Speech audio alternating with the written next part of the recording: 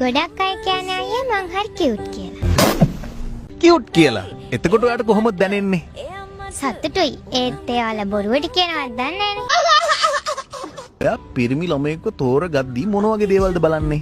එයා උස්ස වෙන්න ඕන. ලස්සන වෙන්න ඕන. සුදු වෙන්න ඕන. හැබැයි එක දෙයක් තියෙනවා මට හරියන්නේ. සෙට් වෙන්නේ නැති එක. ඒ මොකද්ද? බොන්න නැති කොල්ලෙක් වෙන්න ඕන. ඕකේ.